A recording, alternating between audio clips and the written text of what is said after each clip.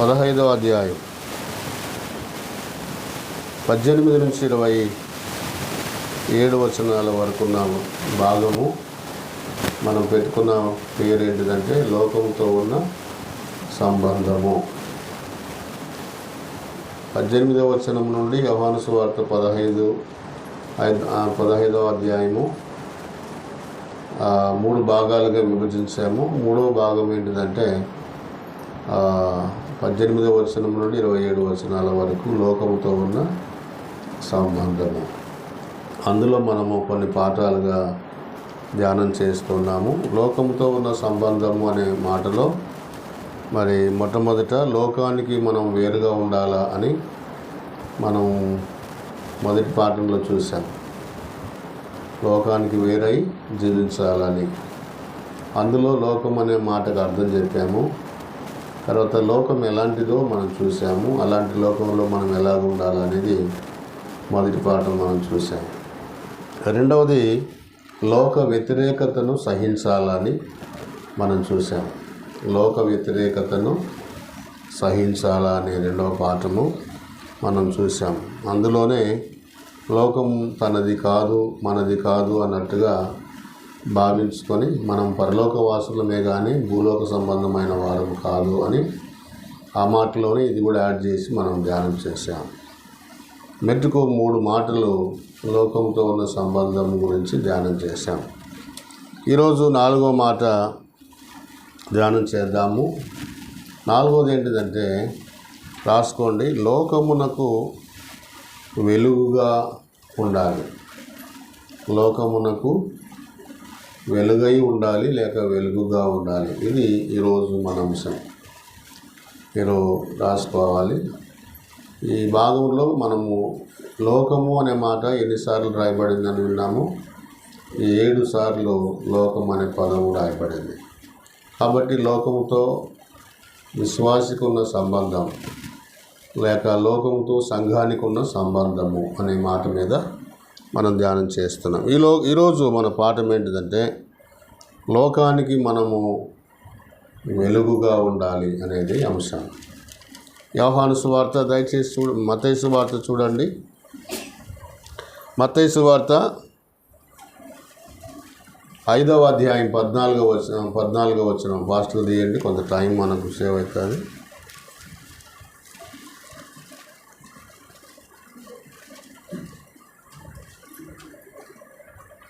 యోహాను సువార్త మత్తయి సువార్త 5:14. మీరు లోకమునకు వెలుగై ఉన్నారు. 16 వచనాల వరకు చదవాలా. మీ వెలుగు ప్రకాశింపనీయుడి అనే మాట ఉంటుంది 16వ వచనంలో.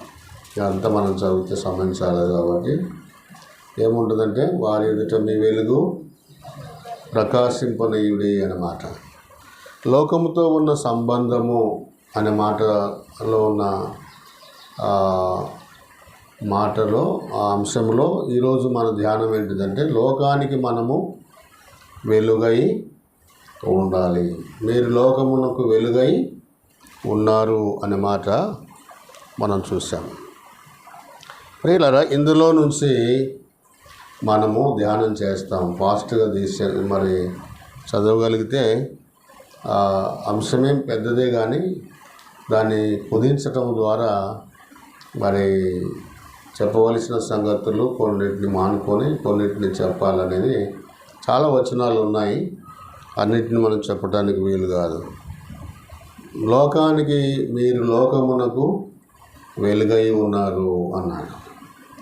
అయితే మనము విశ్వసించిన ప్రభువు ఆయన ఎలాంటి వాడో అనేది మనం గమనించాలి. మనము నమ్మిన ప్రభువు ఎలాంటి వాడో ఆ వెలుగై ఉన్న దేవుడే మనల్ని కూడా అదే భావంతోనే చెప్పాడు. ఇక్కడ యోహాను సువార్త చూడండి 8వ అధ్యాయం 12వ వచనం. యోహాను సువార్త 8:12 చదవాలి ఎవరైనా. యోహాను సువార్త 8:12 గట్టి చదవాలి. నేను లోకమునకును వెలుగును.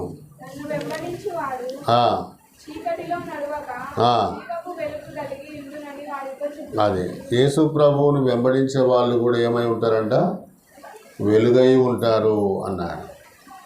నేను లోకమునకు వెలుగును అన్నాడు.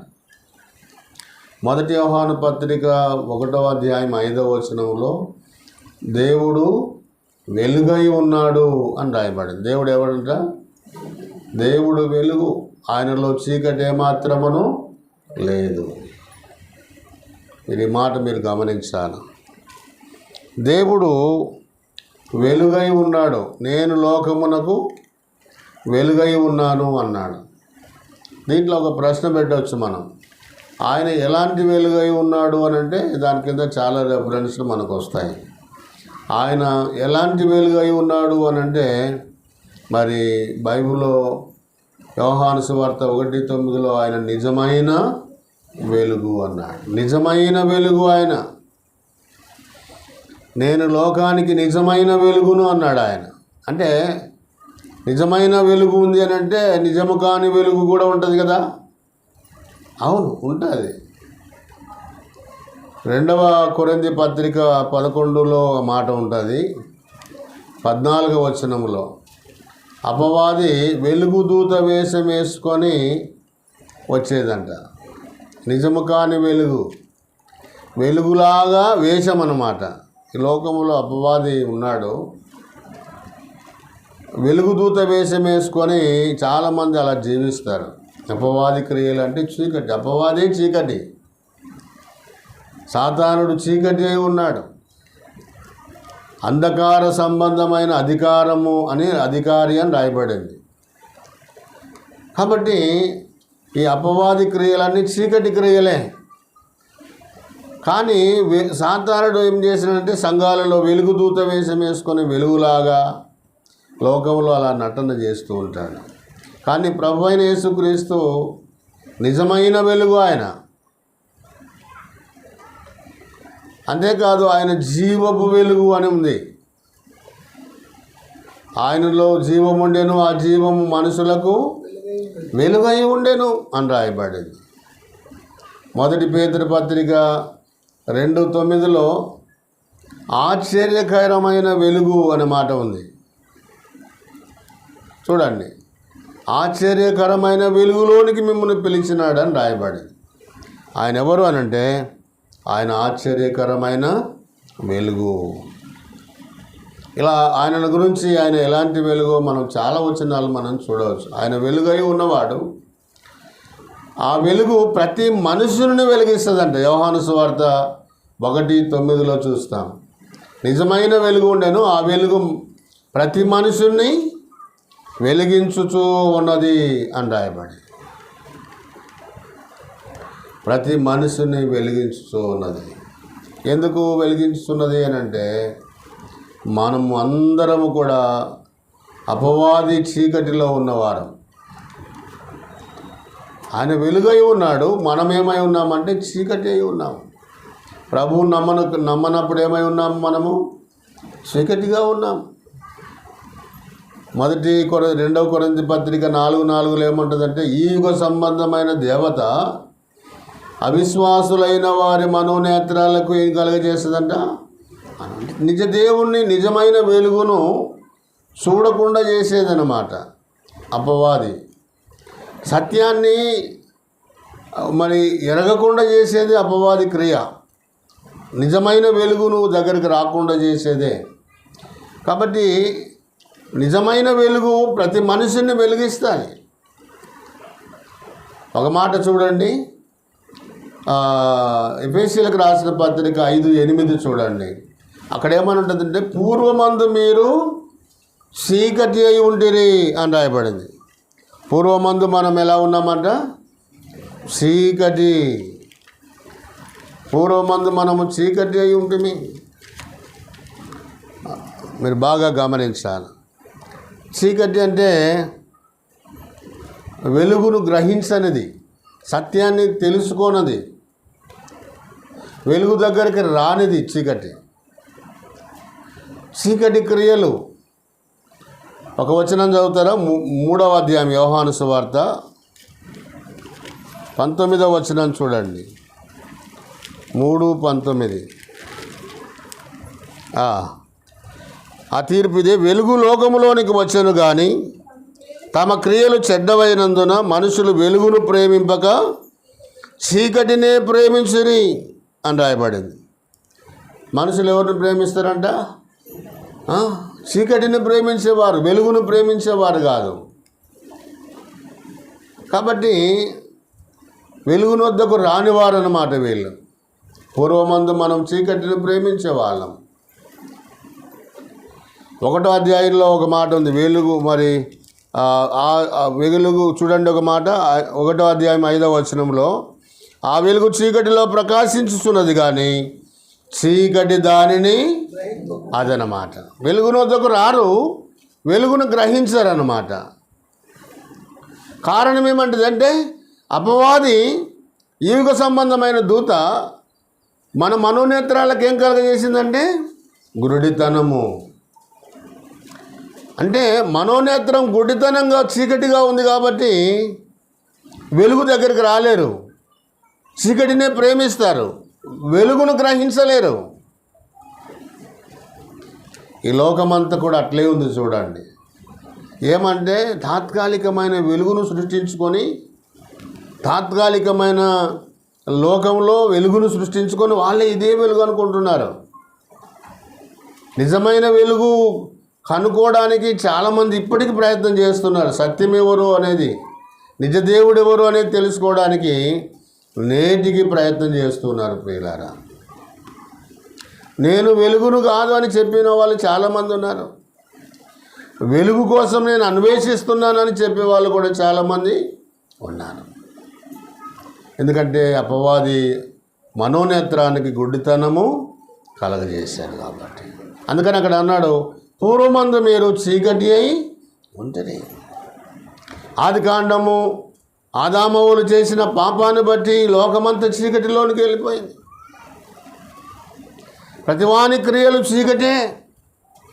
మనము వెలుగు క్రియలు మనం చూడవచ్చు, చీకటి క్రియలు కూడా చూడవచ్చు. అక్కడ చూడండి, ఎఫెసీయులకు రాసిన పత్రికలో ఒక మాట ఉంటుంది. ఏమని ఉంటుందంటే, పూర్వమందు మీరు చీకటి అయి ఉంటుంది, ఇప్పుడైతే ప్రభువునందు వెలుగై ఉన్నారు. ఇక్కడ నుంచి నేను పాఠాన్ని కొనసాగిస్తా, మీరు బాగా వాక్యం గమనించాలి. చీకటి మనం ఒకప్పుడు పూర్వమందు మనము చీకటి అయి ఉంటుంది. చీకటి క్రియలు అంధకారము, చీకటి కార్యాలు అంధకారము, అపవాది క్రియలు వెలుగు కాదు, వెలుగు కాదు చీకటి. చీకటినే మనము ప్రేమిస్తున్నట్టుగా మనం చూస్తాం. చీరలు కూర్చో, పెద్ద అట్లా కూర్చో.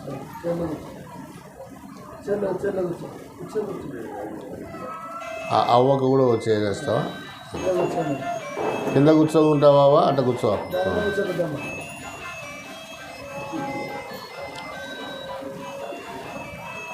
మంచిది. ఈ సమయంలో మనము వెలుగు అనే మాట ధ్యానం చేస్తున్నాం. దేవుడు వెలుగై ఉన్నాడు. దేవుడు నేను లోకమునకు వెలుగై ఉన్నాను అన్నాడు. లోకానికి ఆయన వెలుగు. లోకములో ఏముందంటే చీకటి ఉంది. మామూలుగా రాత్రి వచ్చే చీకటి కాదు. ఈ చీకటికి అధిపతి ఎవరంటే అపవాది. ఈ యుగ సంబంధమైన అధికారము వానికి ఉంది. అందుకనే లోకమంతా కూడా చీకటిలో, మానవుని యొక్క హృదయం అంధకారమాయను అంటాడు. హృదయము మనోనేత్రము చీకటిగా ఉంది. అందుకనే పాపాలు మానవునిలో కనబడతాయి. మానవునిలో సత్యము లేదు, అసత్యము జీవిస్తుంది. మానవునిలో నీతి లేదు. మనుషులందరూ, అందుకే ఏ భేదము లేదు, మనుషులందరూ పాపులే అని బైబిల్ చెప్తుంది. మనిషి హృదయము పాపం అని చెప్తాడు, మనిషి చెడ్డవాడని చెప్తాడు. కాబట్టి చీకటికి అధిపతి అపవాది. చీకటి క్రియలు మానవునిలో ఉన్నాయి. ఆదామవులు చేసిన పొరపాటు వలన నేటికి మానవుల మీద పాపము ఏలుతుంది, చీకటి ఏలుతుంది. ప్రియులారా, అంధకారం ఏలుతుంది మానవుల్ని.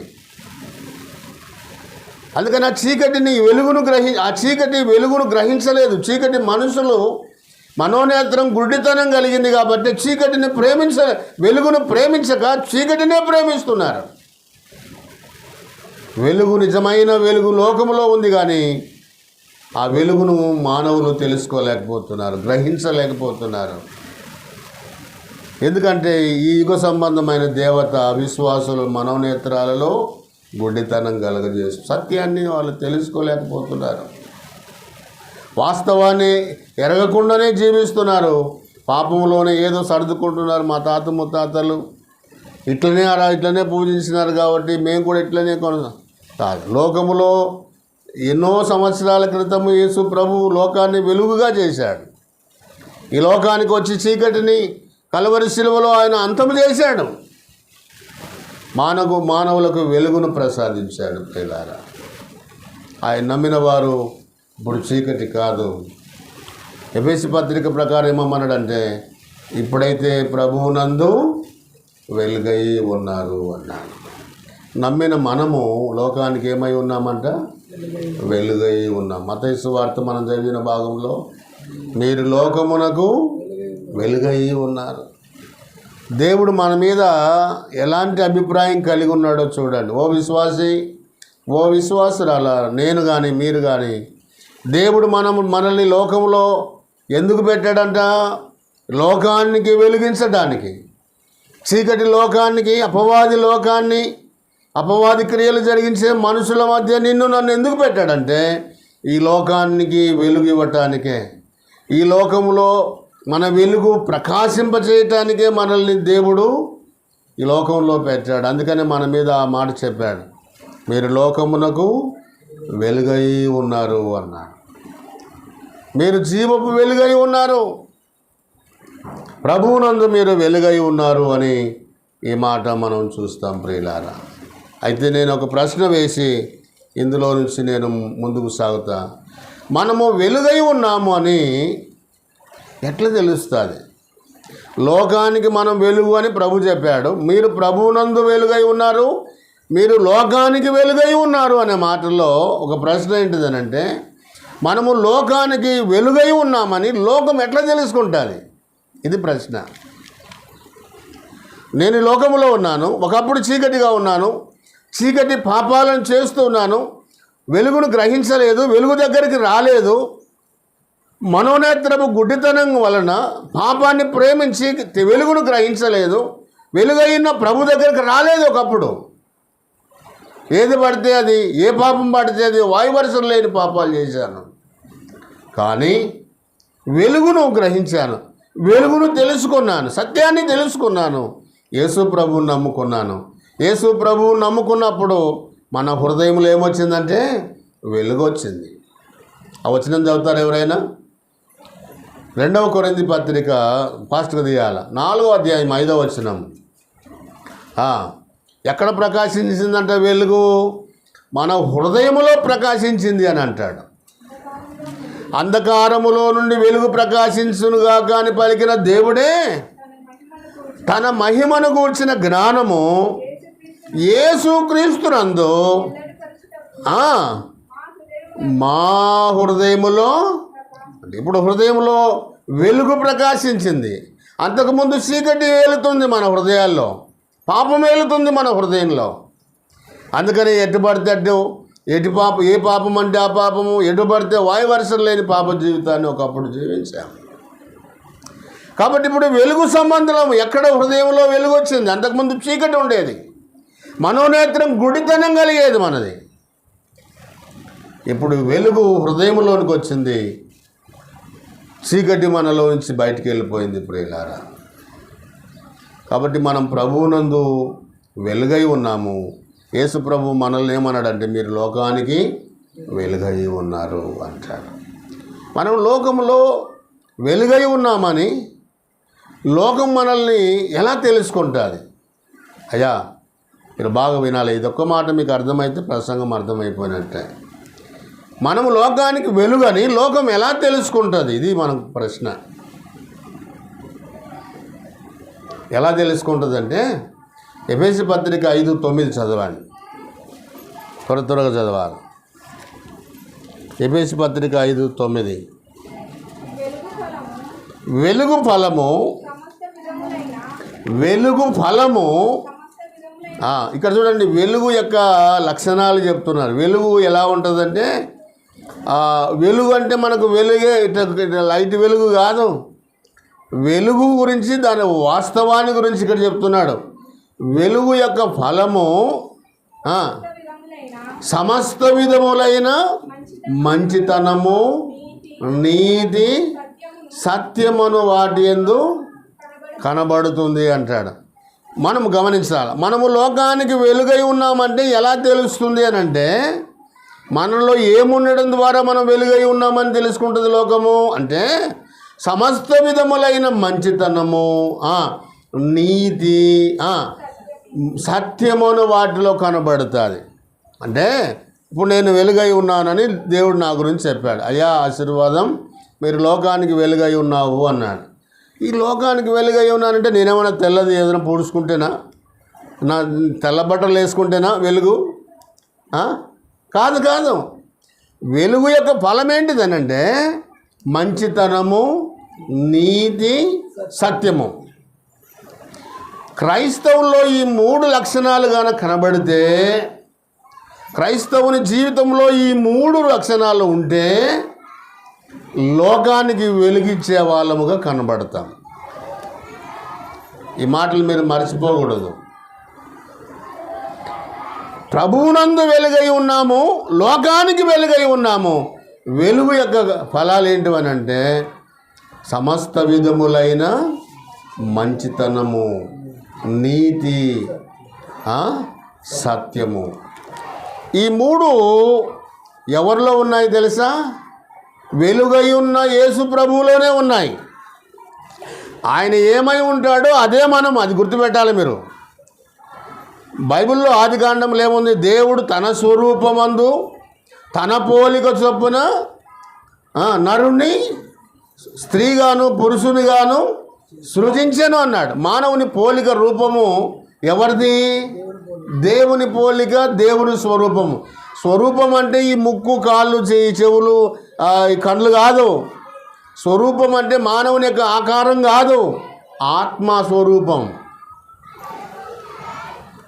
స్వరూపం అంటే గుణలక్షణాలు. దేవుని స్వరూపం అంటే దేవుని స్వభావము, దేవుని గుణగణాలు. దేవుడు తన స్వరూపము చొప్పున నరుని సృజించాడంటే తన స్వభావము చొప్పున, తన లక్షణాల చొప్పున నరుని సృజించాడు. దేవుడు ఏమై ఉన్నాడు? దేవుడు ఆత్మై ఉన్నాడు. దేవుడు ఆత్మ, దేవుడు ప్రేమ, దేవుడు సత్యము, దేవుడు వెలుగు, దేవుడు పరిశుద్ధుడు. ఇవి స్వభావం అంటే. తన స్వరూపం, దేవుడు ఏమై ఉన్నాడో అదే మానవుడు కూడా అయి ఉండాలనేది దాని భావం. దేవుడు వెలుగై ఉన్నాడు, తన పిల్లలు కూడా వెలుగై ఉండాలి. వెలుగు యొక్క ఫలాలు ఏంటివంటే మంచితనము, నీతి, సత్యము దేవునిలో ఉన్నాయి. మంచితనము అనే మాటలో నేను ఒక వచనం చెప్తా. దయాళుడు అనే మాటకు అర్థం ఏంటిదంటే మంచివాడు అని అర్థం. యేసు ప్రభు వారి గురించి సత్పురుషుడా, సద్బోధకుడా అన్నాడు. సత్పురుషుడు, సద్బోధకుడు ఎవరు అని అంటే దేవుడే. ఒక ఆయన వచ్చి నిత్య జీవానికి సద్బోధకుడా, నిత్య జీవం పొందుటకు నేనేమి ఏ మంచి కార్యములు? యేసు ప్రభు అంటాడు మంచివాడు దేవుడే తప్ప అని అంటాడు. సత్పురుషుడు అని అంటే మంచివాడు అని అర్థం. దయాళుడు అంటే మంచివాడు అని అర్థం. మన దేవుడు మంచివాడు, ఆయన సత్పురుషుడు, సద్బోధకుడు, మంచివాడు అనే మాట. దేవుడు మంచివాడు. ఆ మాటలు బైబిల్లో ఉన్నాయి. రెండవది, దేవుడు నీతిమంతుడు. యెషయా గ్రంథము 45వ అధ్యాయం 21వ వచనంలో మన దేవుడు నీతిమంతుడు అని ఉంటుంది. తర్వాత రోమాపత్రిక కీర్తన గ్రంథం 11వ కీర్తన 7వ వచనంలో దేవుడు నీతిమంతుడు అని ఉంటుంది. దేవుడు యేసు ప్రభువు నీతిమంతుడు. తర్వాత మూడవది ఏంటిది? సత్యము. యేసు ప్రభు ఏమన్నాడు? నేనే సత్యమును, దేవుడు సత్యము, కుమారుడు సత్యము, పరిశుద్ధాత్మ కూడా సత్యం. చూడండి, వెలుగు ఫలం ఏంటిదంటే మంచితనము, నీతి, సత్యము. ఈ మూడు దేవుని స్వభావాలు, దేవుని గుణగణాలు. కాబట్టి మీరు లోకానికి వెలుగై ఉన్నారు అనంటే ఆ వెలుగైన ప్రభువు నమ్ముకున్న మనలో ఈ మూడు లక్షణాలు కనబడాలి. మంచితనము, సమస్త విధములైన మంచితనము అన్నాడు. మంచితనం అంటే ఏంటిది? మంచితనం ఎలా వస్తుంది? లోకం ఎలా గుర్తిస్తుంది మనలో మంచితనం ఉందని? అయ్యా, నాలో మంచితనం ఉంది, మీలో మంచితనం ఉందని లోకం ఎలా గుర్తిస్తుంది? ఎలా గుర్తిస్తుంది అంటే ఒక వచనం చదవండి. సామెతల గ్రంథము 3వ అధ్యాయం 3వ వచనం. ఫాస్ట్గా తీయాలి, టైం మనకు చాలదు. సామెతలు 3:3 త్వరగా తీయ తల్లి.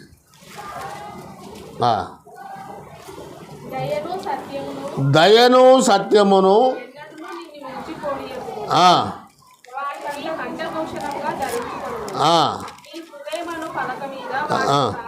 ఇక్కడ చూడండి, దయను సత్యమును ఎన్నడూ నిన్ను విడిచిపోనీయకము, వాటిని కంఠభూషణమునుగా ధరించుకొనుము, నీ హృదయమని పలక మీద వాటిని రాసుకొనుము.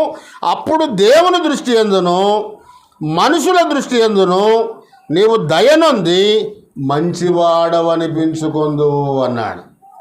అంటే లోకములో మనం మంచివారము అని ఎప్పుడు గుర్తిస్తుంది లోకము అని అంటే దయను సత్యమును మనం ఎన్నడూ విడిచిపెట్టకూడదంట. మనలో దయ ఉండాల, లోకం మీద దయ ఉండాల. చూడండి ఎంత మంచి మాటలు రాయబడినాయి ఇక్కడ. దయను సత్యము ఎప్పుడు మనలో విడిచిపెట్టకూడదు. ఆ లక్షణాలు మనలో ఉన్నాయి అంటే ఖచ్చితంగా లోకంలో మనం మంచివారం అనిపించుకుంటామంట. ఎవరెవరి దగ్గర?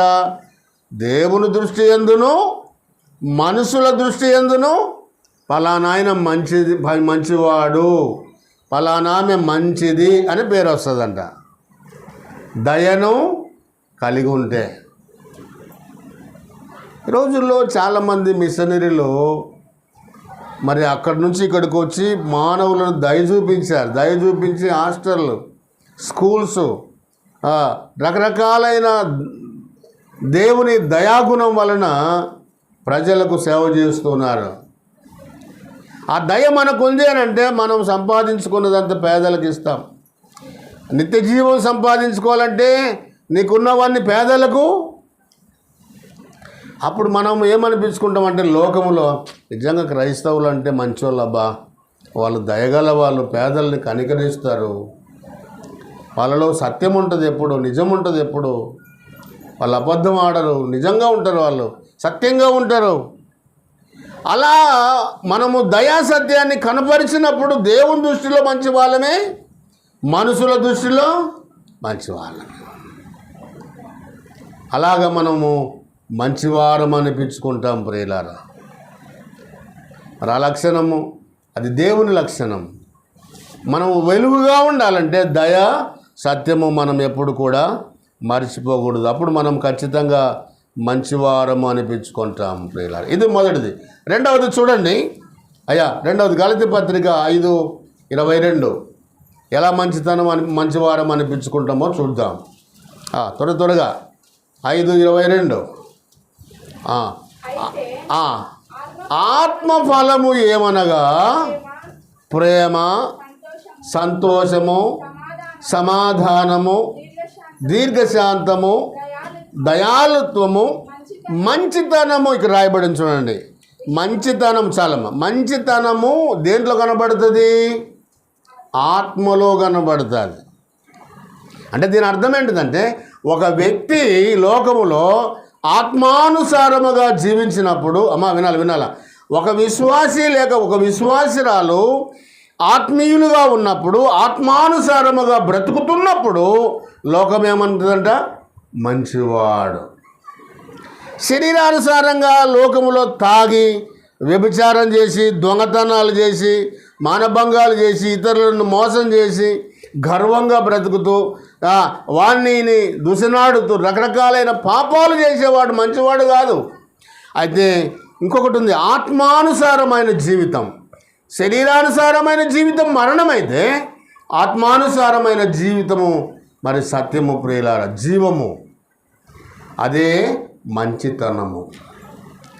మనం కొంతమందిని అంటాము, ఆయన మంచి ఆత్మీయుడబ్బా, ఆమె మంచి ఆత్మీయురాలు, క్రమముగా ఉంటుంది, వాక్యానుసారంగా ఉంటుంది అని అంటాం. ఆత్మీయులను ఎప్పుడో గుర్తుపట్టవచ్చు, శరీరులను కూడా మనం గుర్తుపట్టవచ్చు. ఒక మాట చెప్పినాడు, ఏమని చెప్పినాడు? చెట్టు మంచిదని ఎంచి దాని ఫలాలను కూడా మంచివే అని ఎంచాలని. చెట్టు వలన చెట్టు ఫలాలు తెలుస్తాయి అన్నాడు. అంతే కదమ్మా? మనం ఆత్మీయులమైతే ఆత్మఫలాలు, నీతి, మంచితనము, దయాళుత్వము, ప్రేమ, ఇవన్నీ కనబడతాయి ఫలాలు. మనము చెట్టు మంచిది కాకపోతే దాని ఫలాలు కూడా మంచివి కాదు. కాబట్టి రెండవది, మంచితనాన్ని లోకానికి మనం ఎలా చూపిస్తామంటే, ఆత్మీయులముగా జీవిస్తున్నప్పుడు, ఆత్మానుసారముగా బ్రతుకుతున్నప్పుడు మనం మంచితనం అనేది లోకానికి చాటించగలము. మూడవది చూడండి, మొదటి తిమోతి పత్రిక 2వ అధ్యాయము మొదటి 4 వచనాలు త్వరగా చదవాలి. 2వ అధ్యాయం మొదటి నుంచి 4వ వచనం చదవమ్మా. 4వ వచనం చదువు, నేను వివరిస్తా. దానికి పైన ఇది మంచిది అని మాట ఉంటుంది. ఇది మంచిది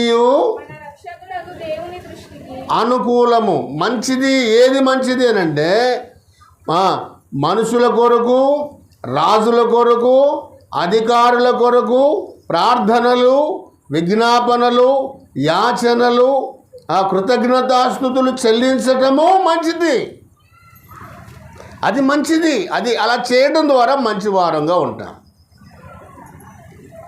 అర్థమైందా? మంచితనం ఎక్కడొస్తుందనంటే, మనం ఇతరుల కొరకు జ్ఞాపన చేయటం ద్వారా, రాజుల కొరకు, ప్రభుత్వాల కొరకు, గుడ్డివారి కోసము, రోగుల కొరకు, అనాథల కొరకు, పేదల కొరకు, విధవరాండ్ల కొరకు, వాళ్ళ మీద మనం ఎప్పుడు ప్రార్థన చేస్తూ ఉంటే అది దేవుని దృష్టిలో మంచిది. అది మంచితనం. అందుకనే కనీసం విజ్ఞాపన ప్రార్థనలోనైనా మనం కూడుకునాలని చెప్పేది. అది మంచి కార్యం. అది ప్రార్థన మంచిది ప్రియులారా. కాబట్టి వెలుగు ఫలం ఏంటిదనంటే, నేను ఇందాక చెప్పినట్టుగా దయా, సత్యము మనలో ఉన్నప్పుడు మనం మంచివారం అనిపించుకుంటాం. రెండవది, ఆత్మానుసారముగా జీవించినప్పుడు మనం మంచివారముగా ఉంటాం. రాజుల కొరకు, అధికారుల కొరకు, మనుషులందరి కొరకు మనం ప్రార్థన, విజ్ఞాపనలు చేసినప్పుడు మనం మంచిగా ఉంటాం ప్రియులారా. ఇది మనము గమనించాల్సిన అవసరం ఎంతైనా కనబడుతుంది. ఇది మంచితనము అనే మాట మరి వెలుగులో కనబడుతుంది. మనం వెలుగు సంబంధులముగా లోకానికి కనబడతాం. ఇంకొకటి చెప్తా, ప్రార్థనలో ఒకటి ఉంది, ఒక మర్మం ఉంది. ఏంటిదనంటే, జాన్ బన్యన్ అని ఆయన రాసినాడు. ఏమన్నాడంటే, ప్రార్థన చేసే వ్యక్తి ఎవరైనా, స్త్రీ అయినా పురుషైనా, ప్రార్థన చేసే వ్యక్తి పాపం చేయడంట. పాపం చేసే వ్యక్తి ప్రార్థన చేయడు, ప్రార్థన చేసే వ్యక్తి పాపము చేయడు అన్నాడు ఆయన, జాన్ బన్యన్. నిజంగా నువ్వు ప్రార్థన జీవితం కలిగి ఉండు. మరి రోజు పాపం చేయాలంటే భయపడతావు. ఎందుకంటే ప్రార్థన నిన్ను పాపం నుండి దూరం చేస్తుంది. ప్రార్థన దేవునికి దగ్గరగా తెస్తుంది కాబట్టి, వెలుగు దగ్గరకు తెస్తుంది కాబట్టి మనం పాపం చేయటానికి అవకాశము ఉండదు ప్రియులారా. కాబట్టి పాపము లేనప్పుడు లోకం మనల్ని ఏం చూస్తుంది? మన పరిశుద్ధతను చూస్తుంది. వీరు నిజంగా వెలుగు సంబంధులే అని గ్రహిస్తారు. ఒకటి మంచితనం అయిపోయింది. తర్వాత రెండవది ఏంటిది? నీతి. మనము ఈ లోకములో బతుకుతున్నప్పుడు నీతి అనేది మనలో ఉంటే లోకం నిజంగా మనం వెలుగు సంబంధులు మనం గ్రహిస్తాను. ఇలా ప్రభు అయిన యేసుక్రీస్తు వారు నీతిమంతుడని రాయబడింది. నీతి అనే మాట చాలాసార్లు ఉంది అని నేను గుర్తు చేశాను. ఆయన నీతిమంతుడు.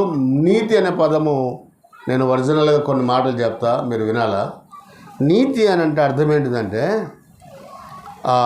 అపకారము చేసిన వానికి అపకారము చేయకుండా ఉపకారము చేయటమే నీతి. అయ్యా మీరు వాక్యం వినాలి ఇటు సైడ్. నీతి అంటే అర్థం ఏంటిది? అపకారానికి అపకారం చేయకుండా, కీడుకి కీడు చేయకుండా, కీడుకు మేలు చేయటము లేక అపకారానికి ఉపకారము చేయడమే నీతి. ఒక వ్యక్తి అవమానపరచకుండా ఒక వ్యక్తిని అవమానపరచకపోవడమే నీతి. నీతి ఫలాలు చాలా ఉన్నాయి బైబిల్లో. మరియ గర్భవతి అయింది. యేసేపు రహస్యంగా మనుషులు ఏమనుకున్నాడంట, యేసేపు నీతిమంతుడై ఉండి అవమానపరచనుల్లక ఆమెను రహస్యంగా విడిచిపెడదాం అనుకున్నాడంట. అంటే నీతిమంతులు ఎప్పుడైనా కూడా ఎవరిని అవమానపరచరు. తప్పులు ఉన్నప్పటికీ కూడా రహస్యంగా దూరం అవుతారు, కానీ వాళ్ళ తప్పులను ఎండగట్టరు. ఇది నీతిలో ఉన్న లక్షణం. అది మనం ఇతరుల గురించి, ఇతరుల తప్పులను గురించి ఎండగడుతున్నామంటే దాని అర్థం ఏంటిది? మనలో నీతి అనేది లేదు అని అర్థం. నీతిమంతులు ఎవరిని అవమానపరచరు, తప్పులున్నా కూడా దూరం అయిపోతారు, కానీ తప్పులను ఎండగట్టరు. సమూయేలు విషయంలో మనం సౌలు విషయంలో కూడా అదే, దావీదును సౌలు అదే అన్నాడు, దావీదా నాయన ఎన్నోసార్లు నీకు అపకారం చేయాలని నిన్ను చంపాలని చూసినాను, కానీ నీవు నీతిని కనపరిచావు, నన్ను క్షమించావు. నీవు ఇప్పుడు నాకంటే నీతిపరుడవై ఉన్నావు. నా అపకార బుద్ధికి నీవు ఉపకారం చూపించి నీ చేతికి దొరికితే కూడా నన్ను చంపలేదు నువ్వు అని అంటాడు. అపకారానికి ఉపకారం చేయటమే నీతి ప్రియులారా. వాస్తవంగా మానవుడిలో నీతి లేదు. ఎలా నీతి వచ్చిందంటే యేసు ప్రభు ద్వారా. యేసు ప్రభు శత్రువులను సిలువలో ఏమన్నాడు? వీరేం చేస్తున్నారు? వీరెరగరు కనుక వీరిని క్షమించుమన్నాడు. అనీతిమంతుల కొరకు నీతిమంతుడైన క్రీస్తు చనిపోయానని పేతురు 3:18 రాయబడింది, మొదటి పేతురులో.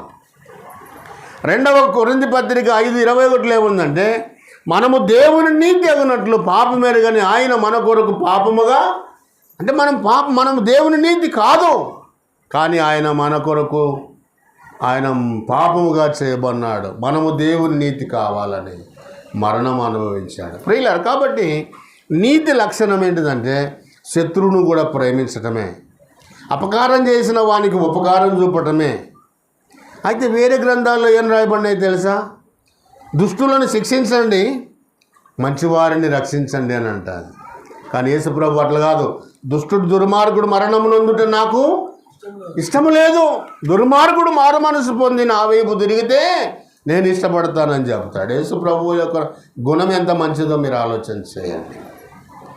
కాబట్టి ప్రియులారా, నీతి అనేది మనలో కలిగి ఉన్నప్పుడు మనం ఎవరికి మనం శత్రువులుగా ఉండం, అందరినీ ప్రేమిస్తాం, అందరికీ ఉపకారం చేస్తాం, ఎవరిని అవమానపరచము.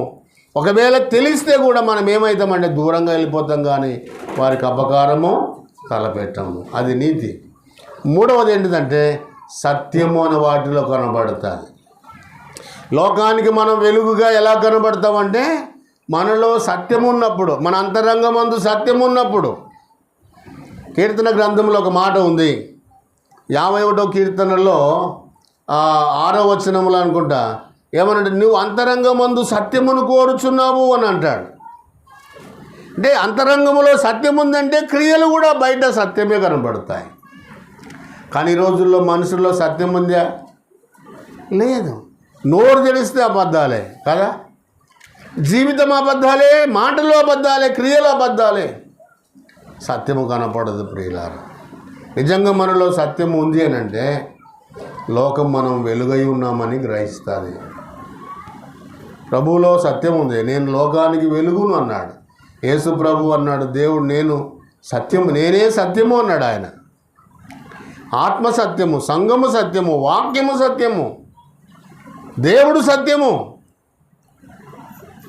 కానీ మనము అసత్యములో ఉన్నాం ప్రియులారా. రోమాపత్రిక మాట క్లియర్గా ఉంది, సత్యమును ప్రేమింపక అనే మాట ఉంటుంది. చూడండి ఒకసారి, చివరిగా చెప్పి ముగిస్తా.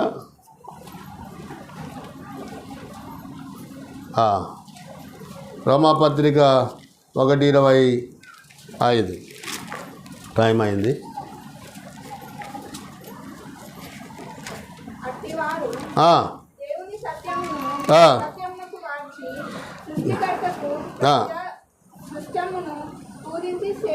ఇక్కడ చూడండి, అట్టివారు దేవుని సత్యమును అసత్యమునకు మార్చి అని రాయబడింది.